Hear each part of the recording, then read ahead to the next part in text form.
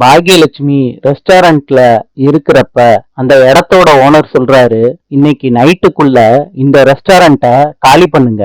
பாக்யா சொல்றாங்க, இன்னைக்கும் நாளைக்கும் சமைக்கிறதுக்கு காய்கறி எல்லாம் வாங்கி போட்டு வச்சிருக்கோம், மளிகை ஜாமான்லாம் வேற வாங்கியிருக்கோம் சார் அப்படின்னு சொல்றாங்க. அந்த இடத்தோட ஓனர் சொல்றாரு, இதுக்கெல்லாம் எவ்வளவு செலவாச்சுன்னு சொல்லுங்க பாக்யா, அதெல்லாம் நான் கொடுத்துட்றேன். இன்னைக்கு நைட்டுக்குள்ள நீங்க ரெஸ்டாரண்ட்டை காலி பண்ணணும் சொல்லிட்டு வேகமா போயிடுறாரு அந்த இடத்தோட ஓனர். பாக்யா அதிர்ச்சி ஆயிடுறாங்க.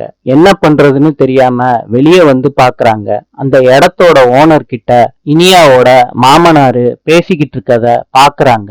வீட்டுக்கு வந்துடுறாங்க அதிர்ச்சியாயி. ஈஸ்வரி கிட்ட சொல்றாங்க, பாக்யா, இனியாவோட மாமனாரு இந்த ரெஸ்டாரண்ட்டையும் என்கிட்ட இருந்து வாங்கிட்டாரு. எல்லாரும் அதிர்ச்சி ஆறாங்க. கோபி கேக்குறாரு, அவரு எதுக்கு அந்த ரெஸ்டாரண்ட்ட வாங்க போறாரு? பாக்யா சொல்றாங்க, உங்களுக்கு இன்னமும் தெரியலையா, என்னைய பழி வாங்குறதுக்கு தான். இத கேட்ட உடனே கோபி இனியாவோட மாமனார் வீட்டுக்கு போறாரு. அவர்கிட்ட சொல்றாரு, பிசினஸ் பண்றது பாக்யாவோட கனவு. புது ரெஸ்டாரண்ட் விட்டு போனது பாக்யானால தாங்கவே முடியல. கோபி சொன்ன எல்லாத்தையும் இனியாவோட மாமனாரு கேக்குறாரு. நாளை சந்திப்போம்.